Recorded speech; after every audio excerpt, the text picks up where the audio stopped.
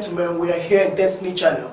Some time ago, a blackmail was all over social media about a lady, Stephanie Otobo, when she came up and said she had a personal relationship with one of our prominent men of God in this country, Apostle Johnson Suleiman. And time has come for us to clear the air by inviting one of his spokespersons who will want to find out most of the things that happened and the truth about this incident. As you listen to this interview, we ask you to have a wonderful time. So please, can you tell us about yourself? Can we know you better? All right. I am Comrade Victor Nwana. I'm a security expert. I'm the country representative for Integrity Watch Africa. It's an international policy and strategy agency, and I represent the agency here in Nigeria. I've been into businesses. I've also worked in the corporate world. I'm an ex-banker, and today, by God's grace, I'm happy to be in the security field. Thank you. For about a month right now, there's been these stories, flying all over the social media. Yes. People carrying rumors here and there about a lady called Stephanie Otobo, her personal relationship with one of our prominent men of God in Nigeria, Apostle Johnson Suleiman. Now, before we go further, who is this Stephanie Otobo? All right. The Stephanie Otobo is a prostitute, to the best of our knowledge. We've been able to find out certain things about her. Stephanie Otobo lives in Toronto, Canada. She's a street dancer, entertaining men in clubs and social centers, strip naked. And from our findings, Stephanie Otobo belongs to a gang of blackmailers, of criminals. She is not operating alone. And it will amaze Nigerians and the world at large that a senior police officer happens to be one of the sponsors of this gang. Now, she has made a series of claims on this prominent man of God. Can you tell us more about these claims? All right. Before I talk about the claims, while I was trying to explain who we have identified Stephanie Otobo to be, I did not add this. Stephanie Otobo is a Nigerian. She's from Otobo in Delta State. She's resident in Canada, in Toronto, Canada. That is who Stephanie Otobo is.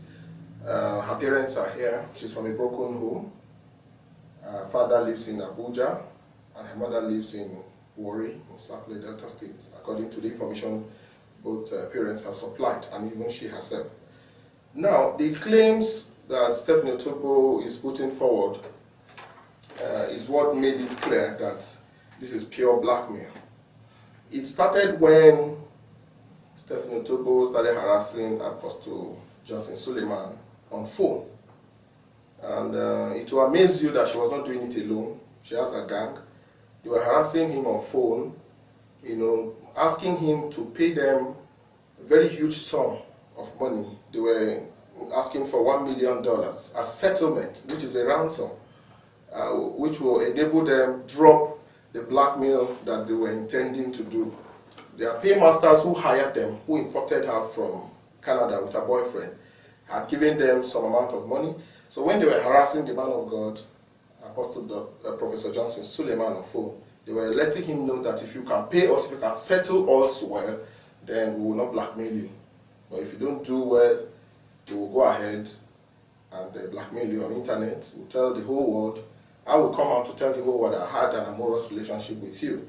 And she has actually done that because the man of God shunned them and asked them to go to hell. Asked them to go to hell because his hands are clean. He has never had any relationship with her. And it also amazed Nigerians and the world that in this dispensation of cleansing of the Nigerian police force under the able leadership of IGP Ibrahim K. Idris, Nigeria's Inspector General of Police, that we still have a police officer, a senior police officer for that matter, who is participating actively in the activities of this criminal gang. But trust me, by God's grace, we've been able to let the police authorities know, and the IG is not taking it easy at all. The man is really working hard to cleanse all form of corruption.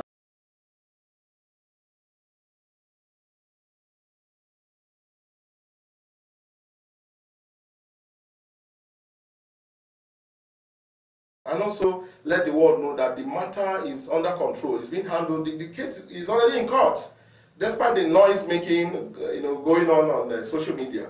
The court is handling this matter already, and the Nigerian police force too are also on top of the situation, because there is a case of terrorism. This criminal gang are not just practicing or perpetrating blackmail alone. They are also affiliated to terrorists. And for the information of Stephanie Otobo and her people, they are aware that anyone from now, you will be answering to the nation of Nigeria how you are linked with Boko Haram terrorists, because that is what they claim to have. They boasted. Apart from the fact that they were asking for money, they were trying to blackmail this man, spoil his image.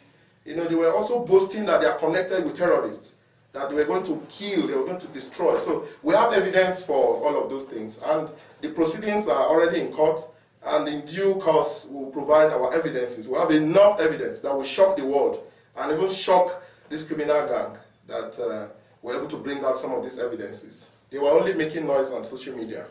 So aside these two statements from the father and the mother, how is the family generally reacting towards all these developments? All right. Generally, the extended family, aside the father and the mother, who have come out to speak and condemn the act of their daughter. In fact, the mother, I watched her video. Her first video, she was telling the world that her daughter is sick, her daughter is not well. That people are using her daughter. The family, the extended family generally, have distanced themselves from this act, because you hardly see anybody coming out to identify with such kind of a thing. The extended family. The only people who have spoken this period are her father, her mother, and her elder sister, who is a nursing mother. I think I was there live on Sunday, 26th of this March, 2017, when they came to Omega Fire Ministry. In fact, the mother of that girl, after speaking to media, addressing media, denouncing all what her daughter has said against the man of God, she also took another bold step to locate the man of God. She came to Auchi, Omega Fire Ministries International Headquarters, to apologize to the man of God for all the evil that her daughter has done against him. She was seeking for an audience with Apostle Johnson Suleiman, but the man of God refused to grant such audience. Say, I've never met her before, I don't want to see her. In fact, let her just go. But people pacified him. Some of the elders around pacified him. That listen to this woman, just hear what she has to say. She said, but it has to be in the open. I won't give her a private audience. And that was exactly what the man of God did. So on Sunday during the service, towards the end of the service, the celebration, he had given out cars, he had blessed a lot of people, widows, orphans, pastors, workers, even people he doesn't know. After blessing them, towards the end of the service, he invited the woman, to the front of the church. The audience, roared. People were shocked to know that the mother of this evil girl was in church. The woman came out prostrated before the man of God, apologized, and told him that everything that her daughter has been claiming, they are all false. Nothing of such ever happened. That he wants to beg him to forgive. And do you know, one thing that touched me about this man of God is his compassionate heart. When this woman apologized on behalf of her daughter, this man of God didn't even mind that the girl who is doing this is not even there, was not even present. He stood for a second and he said, if Jesus were to be in my shoe, I knew what he would do, he would forgive. Madam, I forgive your daughter. As I speak with you, Apostle Johnson Suleiman has forgiven this girl.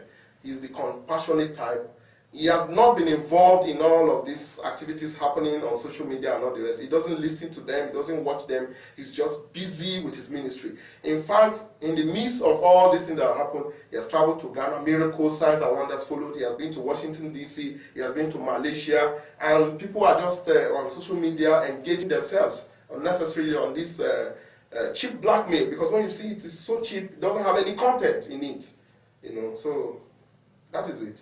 Now, you've gone to court. I know the case has been adjourned many times, or maybe twice or once. What is the court actually saying on this issue? All right, on the part of the judiciary, I will say here that I am not a lawyer, but the proceedings so far is normal. The first day the case was charged to court,